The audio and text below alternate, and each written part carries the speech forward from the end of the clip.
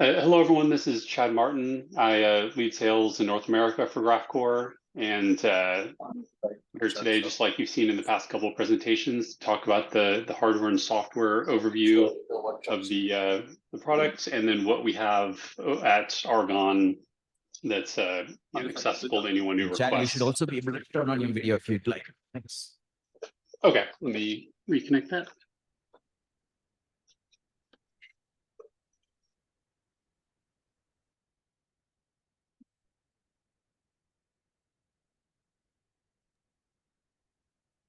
Great. Okay. Thanks. All right, so I'll jump into it here. So overall, the Graphcore solution encompasses three areas: the hardware, the software, and then an overall platform.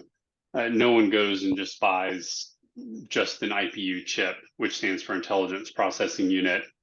You can't just buy that chip and use it. So you really have to have each of these pieces. And so I'll talk about the three today and how it builds into a single solution. So first off, when we talk about the IPU, we always like to compare it to other architectures that you're going to be aware of, being CPUs and GPUs in particular. So as I think we all know, CPUs are designed more for scalar processing, started out as single cores. These days, you can get 64 cores, 96, even 256 cores. So they've gone up quite a bit. They do have vector capabilities. Some even have matrix, but those are units rather than what the overall chip is designed for. But and they have off-chip memory, on-chip caches, but it's really the off-chip memory that is storing your information. Caches are for performance reasons.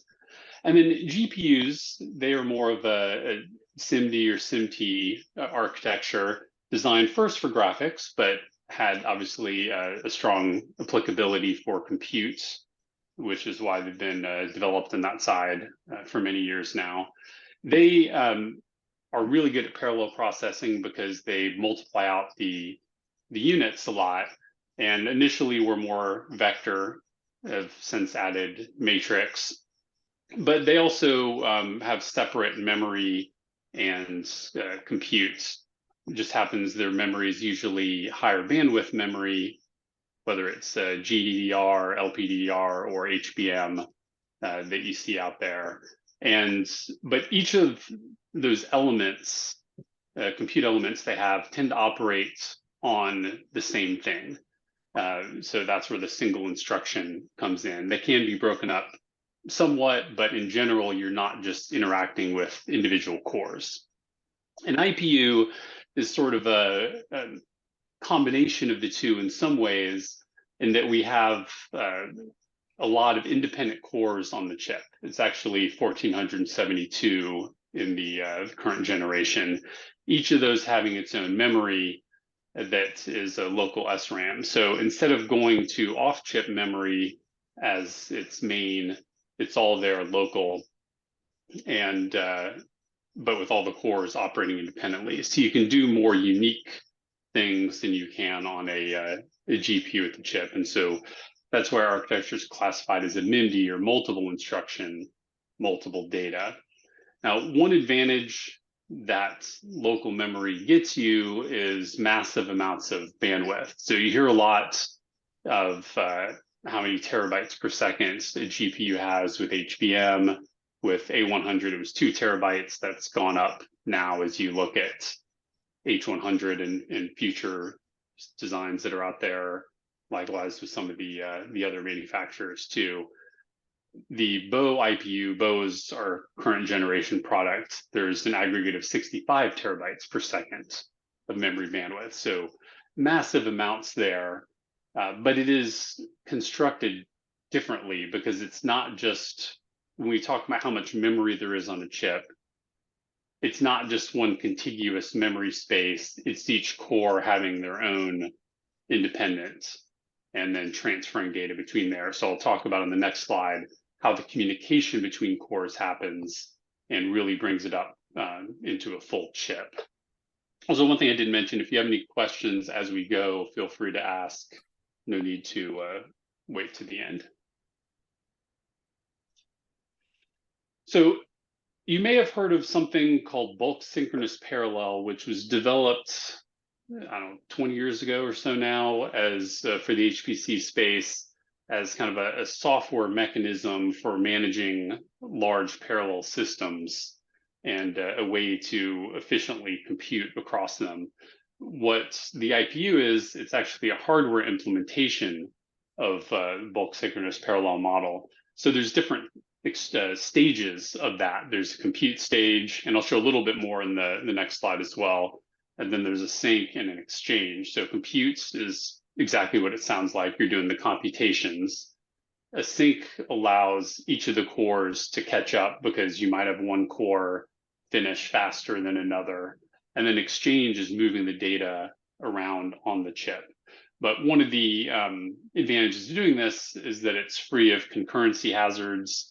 You don't have to, like with cache, worry about whether you have two different cores trying to use the same data from cache, whether one modifies it before the other one gets that that data, and so there's avoids those conflicts. And then because we have so many cores, and within each of those cores, I mentioned there's 1,472 of them, each also has 6 threads. So you're looking at over 8,800 threads on one chip. And so doing something like this that avoids the concurrency hazards is key to efficiently using it. And then we have, I'll talk about more later, but our Poplar SDK. Poplar is the name of our software that enables it. And that's really kind of the translation between using, say, a framework like a PyTorch and then having the model run on an IPU. So digging into that a little bit more, you see each of those BSP stages repeats. So you get the data where it needs to be. Once all the data's been reaches its destinations, then you do the compute phase and just repeat. Now, and that's applied for the entire graph. That graph is actually compiled at the beginning. So when you're doing torch compile, it maps everything to the hardware, and we'll know at that point what's get computed on one core and then where it needs to move after that to the next core. So it's not real time having to figure that out. It knows in advance because it's already developed the compute graph. And that allows the data to move efficiently from core to core and make sure you know what's needed where. That's the reason for not having the concurrency hazards. And what's over on the right of this slide, I'll talk more later about something called Pop Vision, but it's a visualization of what each core is doing. So you can tell how much time is spent in compute, how much time is spent waiting on another core, or in some cases waiting on the CPU, because there's CPU still involved as well. And that can be very helpful for optimizations. So that's just a little bit about the processor itself. Now we'll get into, well, what does that look like from an actual product standpoint to where it's usable? So the Bow processor is manufactured at TSMC using something called wafer on wafer, where it has a silicon wafer that has all the compute elements etched on there and a power delivery wafer that are bonded together. That actually allowed us to increase the clock frequency by 40% with the same architecture and still improve the performance per watt at the same time. So it's a pretty cool technology there. But I mentioned about all the cores you have in their own memory. In aggregate, you're talking about 900 megabytes of SRAM on a single chip. So it's a very large amount of SRAM memory, and then getting that 65 terabytes per second of bandwidth. Now, of course, the trade-off is, well, 1 terabyte or 900 megabytes is almost a gigabyte. That's a lot of SRAM. That's not a lot of memory compared to DRAM or storage and that sort of thing. So we do connect multiple chips together using what we call IPU links. And that allows you to spread a model across the chips using pipelining for inference or data parallelism or tensor parallelism.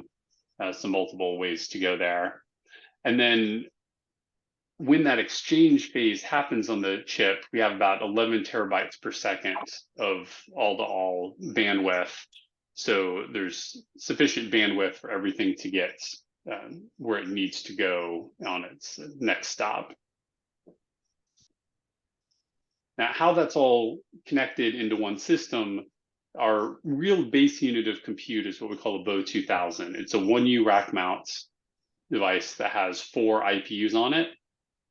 And you can see there the 4 IPU heat sinks. This is an air-cooled one. This is all part of the same heat sink for each of these chips. There's also a 100 gig NIC. I'll show how that connects to the host in a minute. And then we also have the IPU links that connect the IPUs together as well. So a lot of different communication going on here.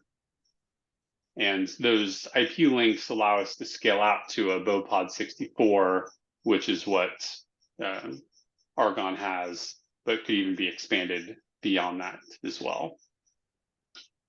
Now, that was a picture of what the system looks like. Logically, how that's connected, you can see here in the middle, we have something called an IPU gateway. So this IPU gateway connects to each of the BO 2000s via PCI Express.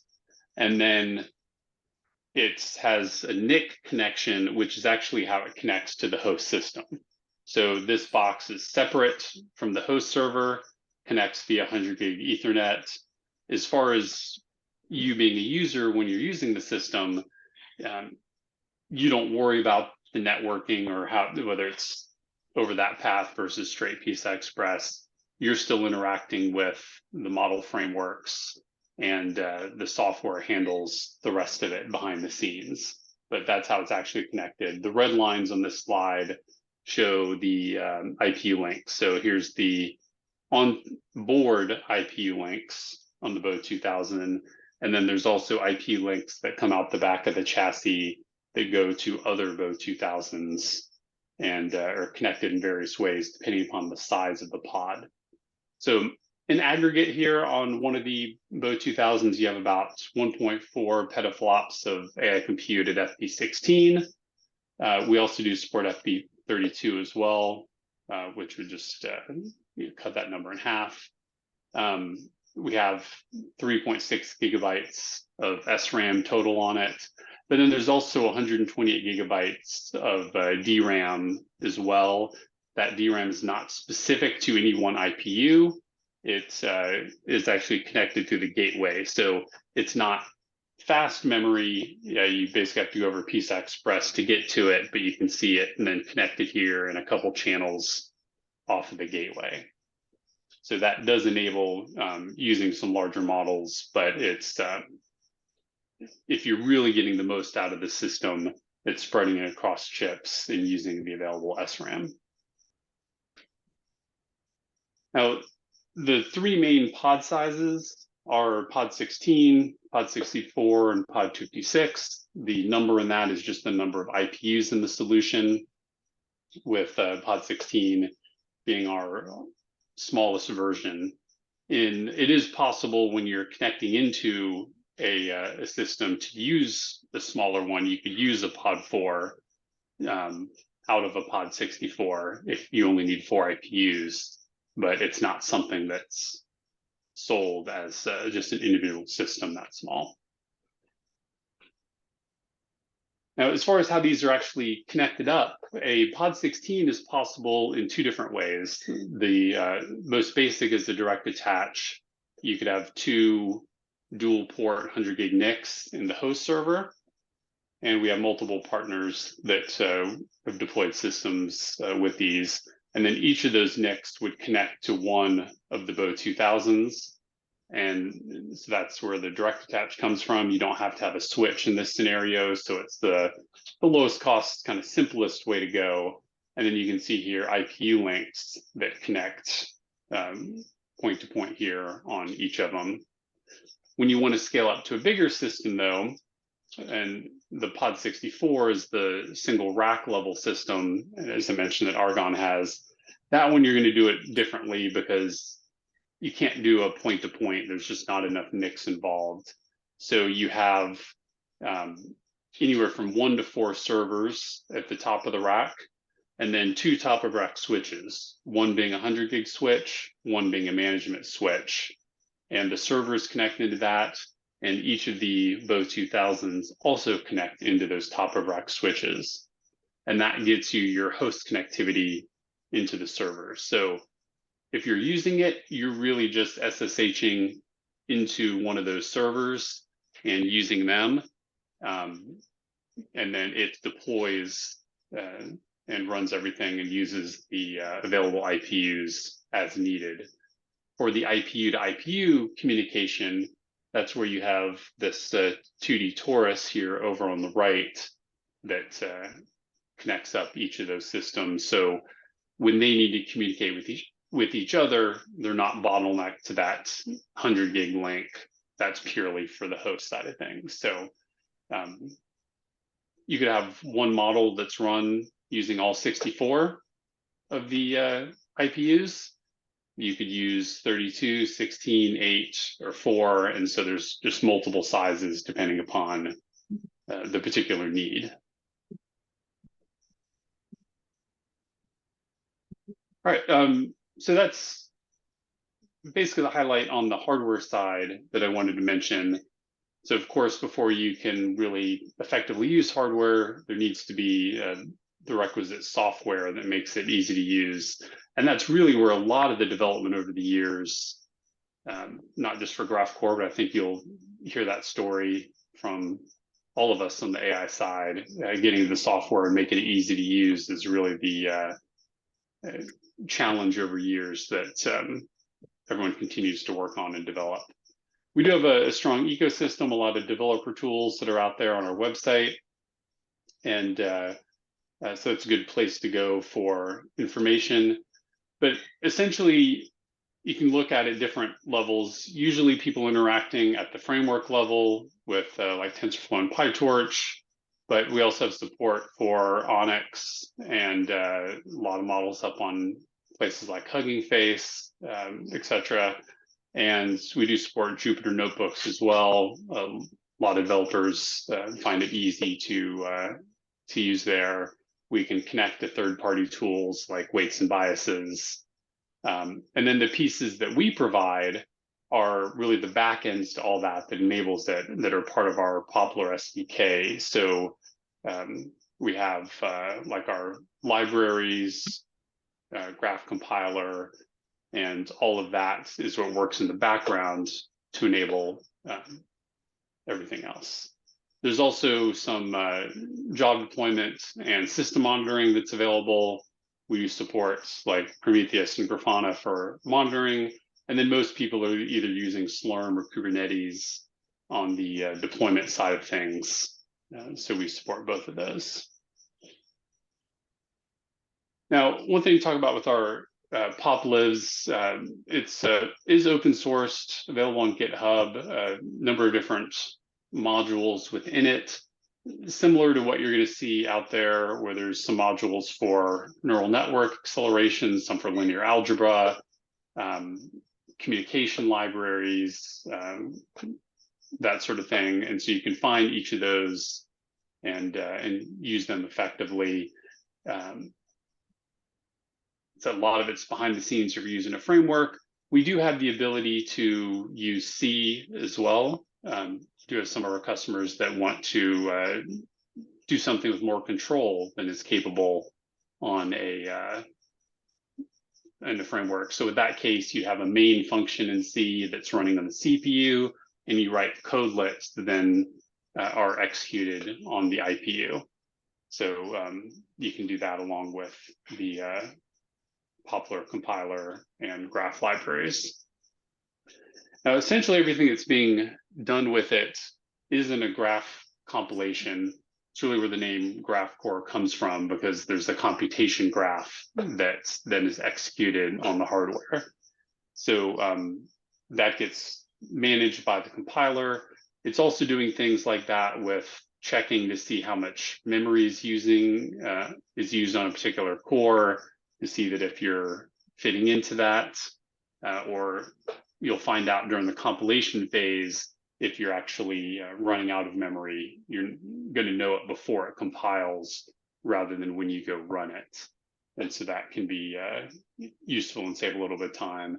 If you, so you're doing something to run out of memory, then you can go and change like, some features for how big your matrices are. You could change batch sizes, a number of different knobs to allow it to fit more optimally. And then what enables that to know what you need to do is really our suite called Pop Vision, which has two different analyzers that are part of it. One is the graph analyzer and the other is the system analyzer.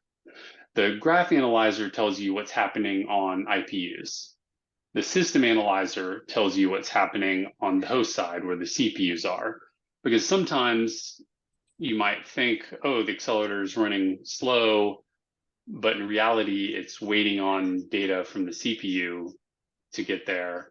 And that could be something simple as the storage on the CPU is too slow and it's not able to feed it enough, or there's something else going on the CPU that's slowing it down, and you can shift some things around to get the data optimized faster.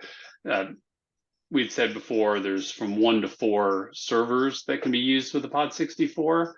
There's the ability to spread out the graph compilation across multiple servers to speed up the graph compilation time as well. So within Pop Vision, you have all of that going on. There's memory analysis. Sometimes in that memory analysis, it might be giving you the warning that you don't have any memory left and you need to change something. Sometimes you look at and realize, oh, I have more memory I could be using on this core or on all the cores, and therefore I want to go increase the batch size and get more work out of it. So it tells you in both directions. Are you overutilizing, underutilizing? You can see in an execution trace report. I'll show you a blow up on the next slide to look at it in more detail, but that can give some useful information as well, and just see how each of those bottlenecks are coming into play. So this shows a little more in detail, and it actually will give you a IPU by IPU level information, but also a tile or core by core.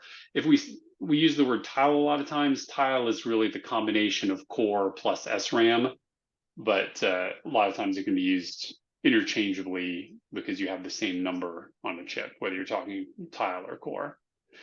And it allows you to get a view over that. So say you go run something, it's like, wow, it ran a lot slower than I expected. You might go look and find that you have one core that is doing a lot more work than others, and everything else is sitting idle for a long time, and that's why you're slow. That can then allow you to tweak some things to spread the work out a little more and get faster. We try and do as much optimization in the background for you as possible, so all of that can be automatic, but there's always times where something might go wrong a little bit, or you're trying to do something unique that needs a little bit more control, and you can tweak some of your hyperparameters to improve that. So it's quite a lot of visibility here into what's going on in the system, which is just very valuable for getting the performance out of the hardware, and highly recommend using it. Now, just digging in on the framework side of things. So we do support PyTorch TensorFlow, as I mentioned, but we also support some of the kind of sub programs with that, like PyTorch Lightning, PyG for graph neural networks, Keras along with TensorFlow. So if you're using any of those tools, you can continue to use them here. You just have to do a couple things a little differently. So here's just a quick example for Keras.